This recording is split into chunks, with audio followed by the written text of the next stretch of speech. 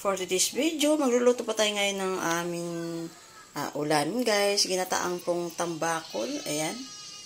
Tapos, ito po yung unang gata.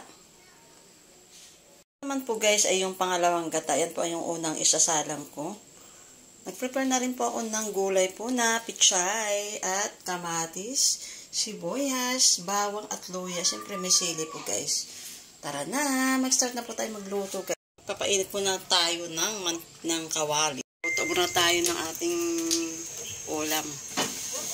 Ayan, napapainit ako ng kawali, guys. Siyempre, bago natin lagyan ng mantika, ay painitin muna natin yung kawali. Thank you po sa mga followers ko, guys, na laging sumabaybay sa akin mga video. Na, guys, mainit na po yung kawali. Lagyan po na natin ng mantika. Kunti lang ating ilalagay. Next po natin ay yung luya.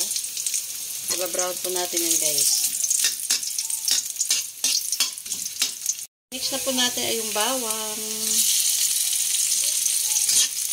Haluin natin hanggang mag-brown. Next po natin ay yung sibuyas.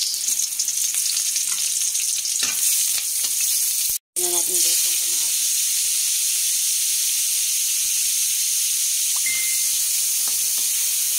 Natin ay yung isda na tambakol, guys.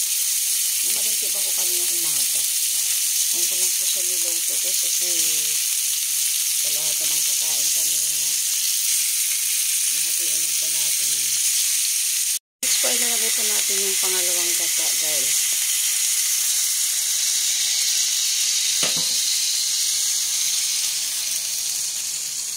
Lagyan na rin natin ng black pepper. Saka salt, konting suka, ang kumukulo na siya, guys. Hintayin lang po natin yan na kumunti na lang yung kanyang gata, kasi ilalagay ko rin po yung pangalawang gata niya. Yan na, malapit na yan maluto, guys. Namiss kong kumain ng ginataan. Kaya, ayan, nagluto po ako. Antay lang po natin ng mga saglit lang po. Tapos, lalagay po natin yung pichay.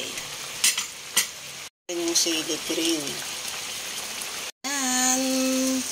Ano na siya, guys? O, medyo tuyo na siya. Nalagay ko na po yung pichay. Next po natin yung unang. Kaya sabay na po natin, guys.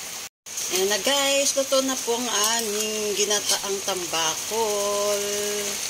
Tayo na kakain ng hapunan. Ito po yung hapunan namin, guys. Ayan. Masarap. Tapos niluto ko siya sa pure na gata.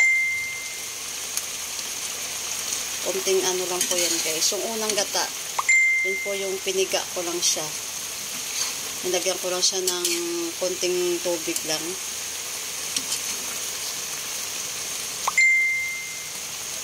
Yan, luto na. Kain na tayo, guys. Ito na po yung ulam ko, yung niluto kong tambakol na ginataan.